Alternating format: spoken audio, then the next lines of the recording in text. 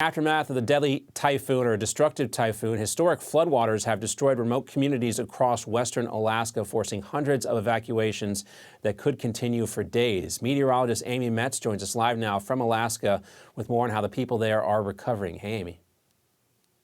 Thank you, John. Yes, I've been here going into shelters lately, mostly finding out what people need. And come to find out, a lot of them have been sick. A lot that had to leave their villages are eating foods that are not native to them. And as we're moving forward, some of the people that had stayed on the ground in the villages to try and help rescue the animals, they're also getting sick from all of the propane and all of the leaks and spills that are going on there with the toxins.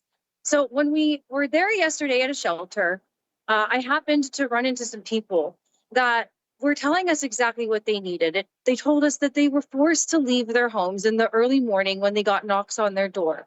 And they had one bag that they could bring with them. Sam ended up bringing things for his grandkids, clothes to stay warm, but nothing for himself was there. So we can hear from them and Sophie what they were asking. They potentially lost everything in their house.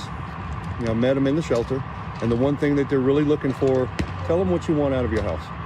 What we want from our house is native foods and the berries that we gather the whole year, and some winter shoes and winter pants. And Mr. Sam, what's the one thing that you would want? Some boots? Big one is boots. Anything you want to say to people out there? Thank you for your help, and thank you for reaching out to any organizations to help in this situation. This is the first time that we've ever experienced in our life. It's pretty bad, people.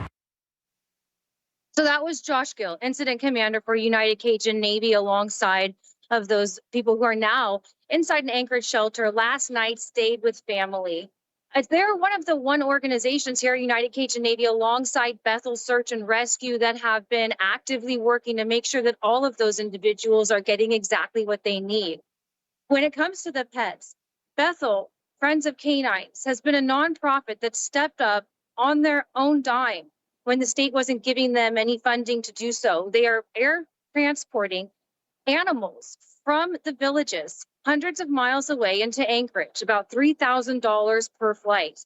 More than 100 of these animals have been put into shelters where they ran out of room yesterday, but more is developing on that, where we do look like they will be able to get the rest of them over here. So I will continue to bring updates on this and tell you what's going on here on the ground as I'm going into Bethel tomorrow and then close to the villages to help people with their longer term issues. One of those would be boarding up their homes for winter or getting their items out of the houses before winter falls. Coming right around the corner, the snowpack is going to be too high and it's going to be too cold and windy to do anything else there coming up in about a month. Back to you, John. A reality that I, living in Florida, cannot even comprehend, and we don't always get a meteorologist or a reporter on the ground in Alaska, so we wanted to check in with Amy as she checks in with the folks there suffering from that typhoon. Great to see you, Amy. Thank you.